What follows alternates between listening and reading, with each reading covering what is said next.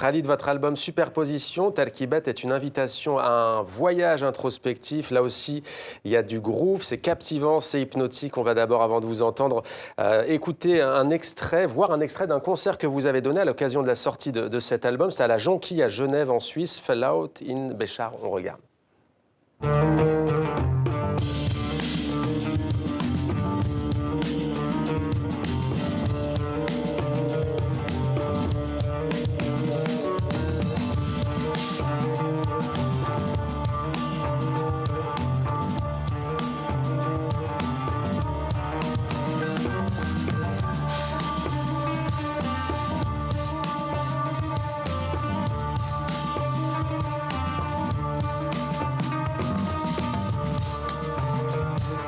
Et voilà pour cet extrait de concert. Khalid Bensid, Béchar, d'abord, dites-nous que représente pour vous cette ville. Je crois que vous y serez bientôt.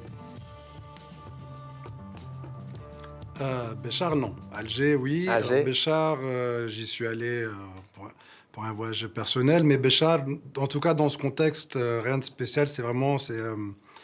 on a imaginé, en tout cas, ce morceau Fallout in Béchar, c'était un peu un morceau post-apocalyptique. On imaginait une ambiance un peu post-apocalyptique dans le désert algérien. Qu'est-ce que ça pourrait être? Ouais.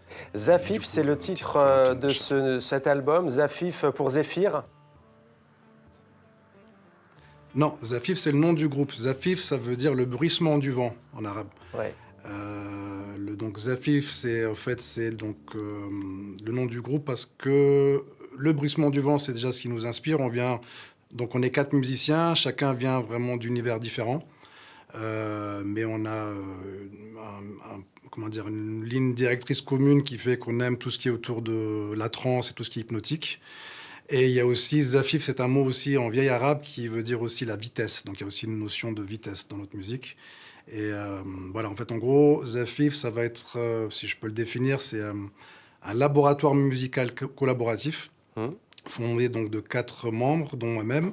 Samir Mokrani au oud, au saz et à la voix. Donc lui, issu à la base du flamenco, passé par le heavy metal, puis après par le oud, avec la spécificité d'avoir vécu au Yémen, 5 ans, donc un jeu de oud assez particulier. Dorian Selmi, batteur percussion. Boris Masso, qui est aussi un batteur, qui est le producteur, beatmaker et l'architecte du son. Et moi-même, donc au Gembri, à la basse électrique et à la voix. Et il faut savoir que moi, à la base, je viens de la musique gnawa. Moi, j'ai été formé en tant que musicien gnawa il y a bientôt une quinzaine d'années, avec un groupe qui est entre la Suisse et la Savoie, Gilles Gnawa, avec mon maître que je salue. Et du coup, l'idée, c'est de voir comment, avec nos apports personnels chacun, comment on peut sortir de nos registres et créer notre propre registre. Alors, il y a des rythmes gnawa, effectivement, grâce à vous et toute l'équipe de Zafif, des influences rock, blues aussi, des mélodies arabes, anatoliennes aussi. Hein. Exactement. Oui, parce que justement, Samir aussi, donc, il joue du saz. Et voilà, c'est vraiment, on s'inspire vraiment de tout ce qui nous parle, que ce soit rock, blues, musique traditionnelle, turque, arabe, gnawa. Et c'est vraiment, l'idée, c'est de voir comment on peut casser les codes, en fait. Ouais. Et un petit mot quand même sur le titre. Dans les maqams, pas forcément jazzifiés. Et sur le titre de l'album, Superposition, Talkibat en arabe, un petit mot peut-être. Pourquoi ce titre? Talakoubat. Oui.